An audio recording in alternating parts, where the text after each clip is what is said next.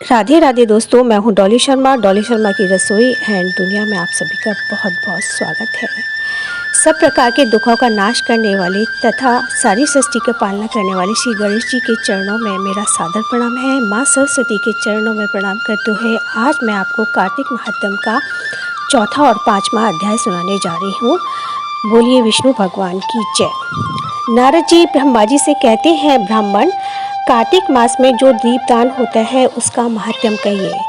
ब्रह्मा जी कहने लगे कि हे पुत्र, दीप चाहे स्वर्ण का हो, चांदी का हो, तांबे का हो, आटे का अथवा मिट्टी का हो, अपनी श्रद्धा अनुसार कार्तिक मास में दान करना चाहिए। ऐसा करने से सब पापों का नाश होता है।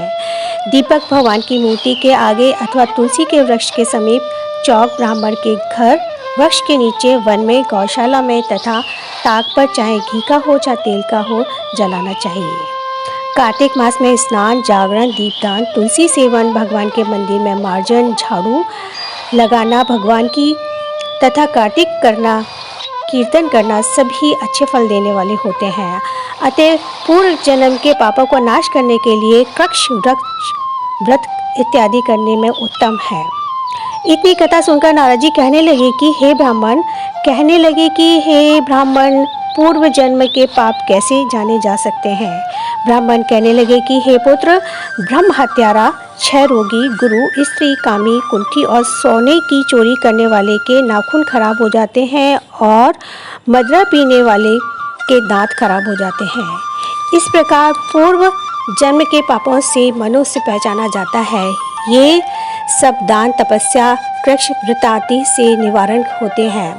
अब कृष्ण व्रताति कहते हैं, एक समय भोजन करने से बाद कृक्ष, 3 दिन सायंकाल और 3 दिन प्रातःकाल भोजन करने से 21 दिन तक केवल दूध या पानी पीते रहने से कृताक्ष कृत्य व्रत कहलाया जाता है। 4 दिन तक कुछ नहीं खाना, फिर सत्तू खाना या छाछ पीना, इसके पश्चात कपड़ा तथा दक्षिणा ब्राह्मण को देना सौम्य कृक्ष कहलाया जाता है। कार्तिक शुक्ल चतुर्थी को भगवान का पूजन करना चाहिए। उपवास करके उस रात्रि को जल में स्थित होकर भगवान कृष्ण का पूजन करें तो वह तीनों लोकों में पवित्र होकर वैकुंठ को प्राप्त हो जाता है। यदि स्त्री व्रत करे तो अपने पति की आयु कामना के अर्थ भगवान को प्रार्थना करें। दिन भर भोजन नहीं करना चाहिए। आंवला या तुलसी का पूजन करना चाहिए। व्रत समाप्ति के निमित्त ब्राह्मणों को गोदान करना चाहिए। इस प्रकार इन कृच्छादि व्रत के करने वाले भगवान को अति प्रिय होते हैं और परम पद को प्राप्त होते हैं। इति चौथा अध्याय समाप्त। इति पांचवा अध्याय। नारद जी कहने लगे कि हे ब्राह्मण, कार्तिक मास का कोई सुंदर व्रत कहिए। तब ब्रह्मा जी कहने लगे कि हे पुत्र, विधिवत जो परम पवित्र और पापनाशक व्रत है वह सौभाग्यवती स्त्रियों को अवश्य करना चाहिए। नारद जी ने प्रश्न किया कि हे ब्राह्मण, उस व्रत की क्या विधि है और कब करना चाहिए।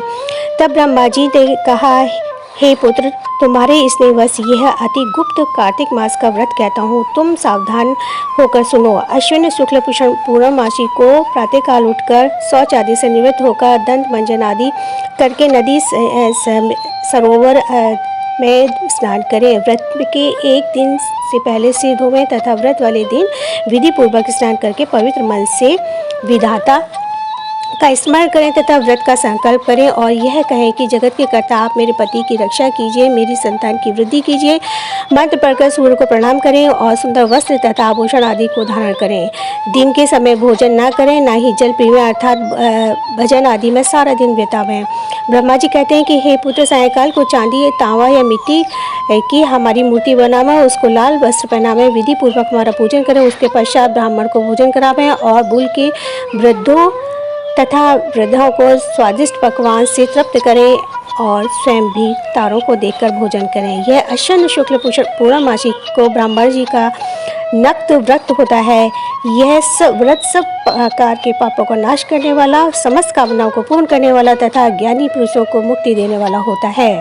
भगवान जप, तप तथा तीर्थ स्थान से इतने प्रसन्न होते हैं जितने इस व्रत से प्रसन्न होते हैं। जो ब्रह्मा जी के आगे इस दिन कपूर जलाता है उसके बड़े बड़े वृक्षों तथा गोदान का फल मिलता है तथा इसके कई एक कुल वैकुंठ को प्राप्त होते हैं। जो केसर कस्तूरी सहित कपूर अर्पित करता है उसके कई वंश ब्रह्मलोक को प्राप्त हो जाते हैं। जो स्त्री इस दिन वस्त्र का दान करती है वह कपड़े के सूत्र के तारों की संख्या के बराबर करोड़ों वर्ष तक वैकुंठ में वास करती है। जो गहनों का दान करती है उसको ब्रह्मलोक की प्राप्ति होती है। जो कोई इस कथा को पढ़ता है अथवा सुनता है उसको भी अश्वमेघ यज्ञ का फल प्राप्त होता है। इति पंचम अध्याय समाप्त। बोलो विष्णु भगवान की जय। अब मैं आपको कार्तिक की कहानी सुनाने जा रही हूँ। एक सास थी, कार्तिक नहाने 12 कोस जाती 12 कोस आती। बहू जो थी कठिया में पानी भरकर कहती मन चंगा तो कटौती में गंगा। वहीं गंगा जी आ जाती और वह नहा लेती। एक दिन सासू की नथ बह गई।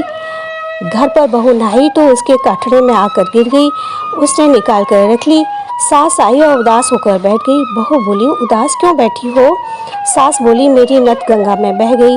बहू बोली मेरी हाथ में आ गई। सास बोली कैसे? बहू बोली तू तो 12 कोस जाओ 12 कोस आओ, मैं तो घर में ही कटहर में पानी डालकर कह देती हूँ मन चंगा तो कटौती में गंगा। गंगा जी वहीं पर आ जाती हैं। उसी में तुम्हारी नथ बहकर आ गई और मैंने रख ली।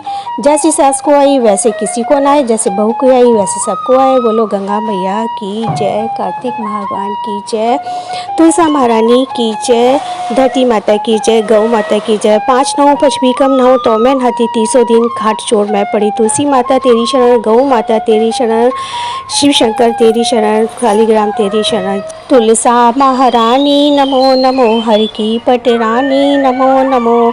तुम तुलसी पूर्ण तप कीनो, हरि चरण कमल लिपटानी नमो नमो। तुलसी महारानी नमो नमो, हर की पटरानी नमो नमो। तुलसा के पत्र मंजरी कोमल, बिन तुलसी हरि एक न मानी नमो नमो। तुलसी महारानी नमो नमो, हर की पटरानी नमो नमो। सुर नर मुनि तेरा ध्यान धरत है, आगम निगम पुराण बखानी नमो नमो। तुलसी महारानी नमो नमो, हर की पटरानी नमो नमो। लक्ष्मी देवी मैया तेरो यश गावे, भक्ति दान दीजे महारानी नमो नमो। तुलसी महारानी नमो नमो, हर की पटरानी नमो नमो। जय तुलसी माता की जय, शालिग्राम भगवान की जय, विष्णु भगवान की जय।